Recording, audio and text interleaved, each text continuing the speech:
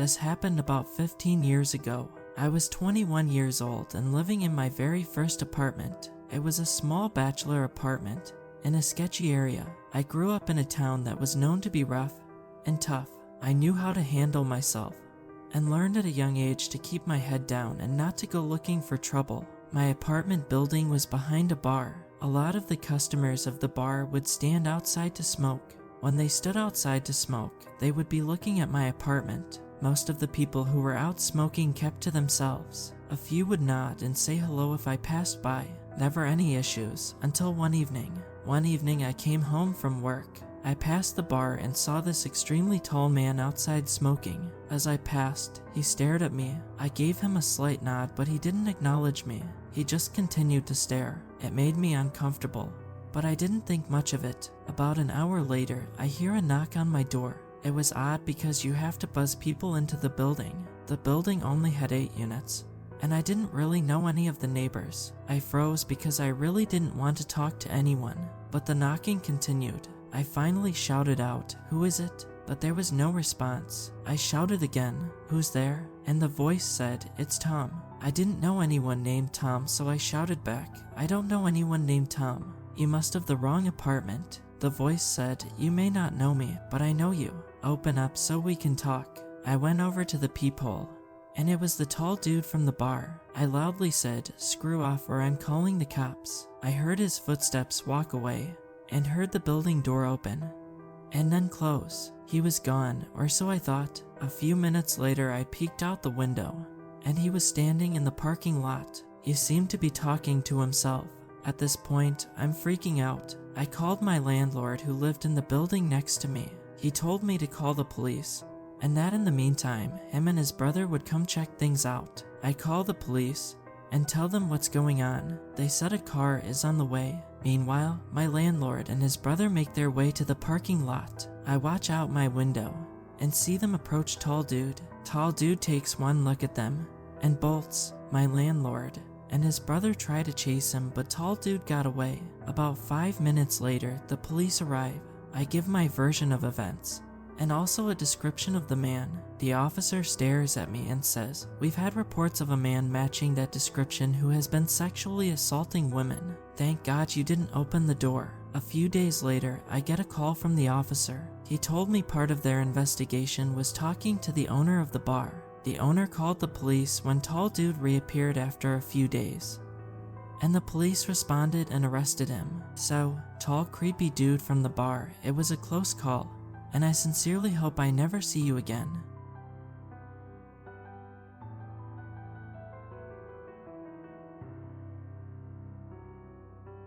My mom's dog, Punky, was a very sweet, loving dog. She was an ESA dog, but trained to be a service dog for PTSD before she lost her leg.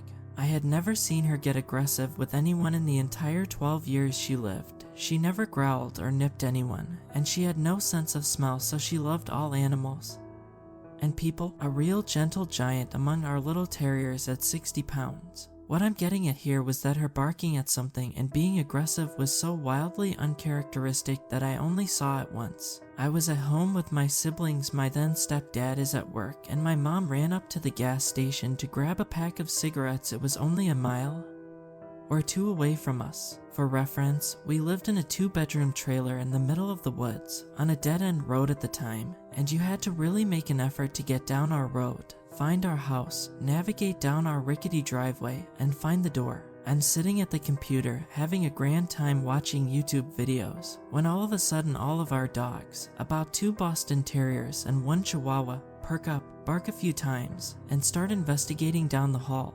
My siblings were napping in the bedroom at the end of the hall at the time, so I figured they just stirred and scared the dogs. But then Punky sits up suddenly, stands up on the couch, and puffs her chest out. Her ears are perked up, her fur standing on end, her tail straight up, and then she barks. Loudly, I mean. The bark booms through the living room and echoes around, and all of a sudden she lunges off of the couch and goes tearing down the hallway. I'm already on edge because I don't think I've heard her bark ever. She's a Basenji mix, so her bark is more of a baying sound, but this was a big, loud, alert bark. I stand up and go to look down the hallway. ready to fight off what I'm assuming is a shadow monster in the hallway based on how the dogs are acting. But then I hear it. Knock, knock, knock. We didn't get visitors because of how weird our house was location-wise, so my 11-year-old mind had no clue what to do here. The only people who showed up were family, and they didn't knock, so I slowly walked towards the door. The knock drew the attention of the dogs, and they came running back down the hallway, all except for Punky, and I felt better with our 3 yappy dogs in the room with me, even if they were all the size of New York City sewer rats. I opened the door just a bit, and standing on our porch is the sketchiest man I think I've ever seen. I can still picture him perfectly. He was a really thin, taller man with dark hair and a sunken face, bags under his eyes, and this half-managed hair, sort of like he just gave it a quick brush and then figured it was good enough. Everything about him seemed just a little too thin, a little too shallow, and his clothes were all off too. They were nice, but fake nice, you know, like a clean, newer-looking t-shirt and new jeans, but he had what looked like a suit jacket on. All his clothes were dark too, despite the fact that it was summer in Texas, and the weather was definitely over 100 degrees that day. He also had this plain, unlabeled bottle in his hand. It looked like the label had been covered up and taped over. I stare up at him in confusion because I definitely don't know this man, and I ask what he wants. He smiles at me in this way that's way too fake, like this exaggerated and forced grin, and he spoke in the same voice retail workers do. Hey there, kiddo. I'm trying to sell this here carpet cleaner, and he shakes the bottle at me. Mind if I come in to show you how good it works? Alarms are going off in my head because he just seemed so off. Looking back with an adult perspective, the fact that he didn't ask if my parents were home is unnerving because he probably knew they weren't. And that's why he was here in the first place. I should have told him to get off our property, that I'd have to go get my mom, something except what I did say, but I didn't. Instead, I just shook my head and said, no, we don't have carpet. Well, it works on other things. And he took a big step towards the door and shook the bottle at me. I start to freak out and think to close the door, but the thing is, our front door didn't even lock, so that's basically useless. I'm sure there's something very wrong about to happen, and I'm terrified as I think about what to do in the few seconds I think I have before it does happen, when all of a sudden I hear it. Punky had crept up from the hallway, lowered towards the ground with her teeth bared and snarling like she was feral. She had slobber just dripping from her mouth. Her ears were down and she was ready to pounce. The guy hears it too, and as I look towards Punky, she tries to lunge past me, and I just barely catch her with my leg as she tries her hardest to duck past me and attack this guy. He freaks out and runs off the porch without another word,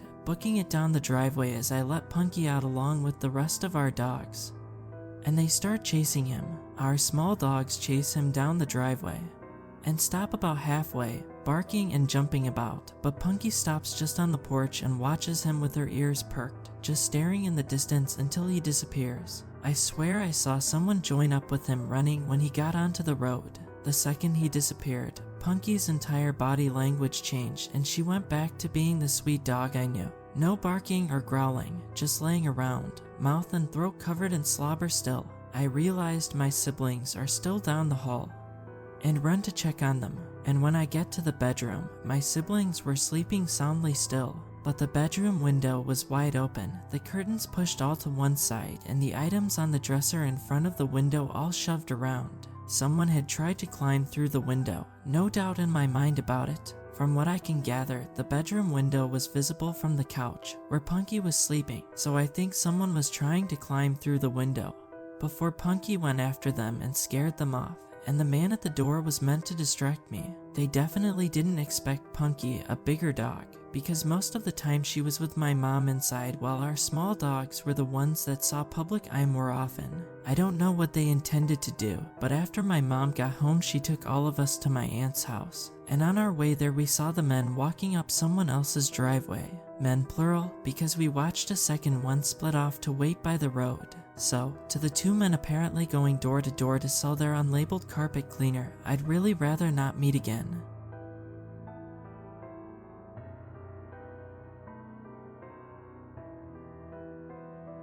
It finally started raining here, so I took my son out mushroom hunting over the weekend. It was later than we normally go, and sun goes down much earlier.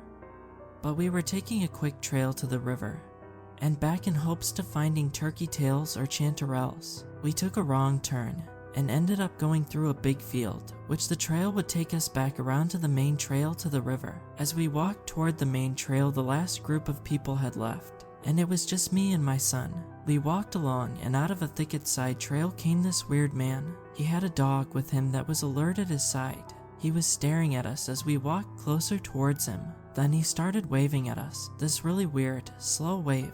I was immediately uncomfortable and goosebumpy, but didn't want to be impolite, so I half-hearted waved back while staring back and telling my son to slow up a little. I didn't want to actually meet up at the junction. After a full minute of us dawdling, the guy slowly turned and began walking down the trail toward the main trail. I was wary walking, didn't want to go too fast, and we stopped to look at some plants.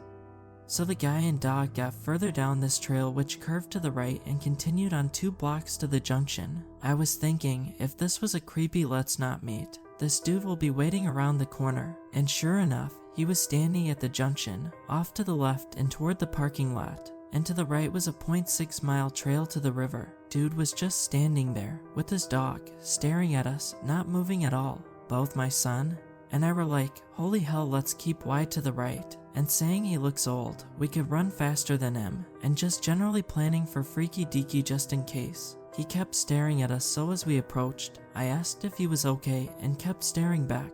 He was greasy-haired, tiny round glasses, a blue windbreaker, plaid lawn shorts, about 50 years old. His dog was small beagle mix. He didn't answer me at all, just kept staring. We turned to the right and walked about a block. I had my phone cam facing me so I could watch him over my shoulder, and the only movement was him slowly shifting his direction to continue staring at us. I didn't say anything else to him. It was moderately unsettling, his stare, made more so by his lack of response. Emotionless face, weird tiny glasses, slow wave at us like a zombie. He did leave on our way back. He was no longer standing on the main trail. So hey, freaky deaky forest zombie dude, for sure stay in the thickets and let's not meet.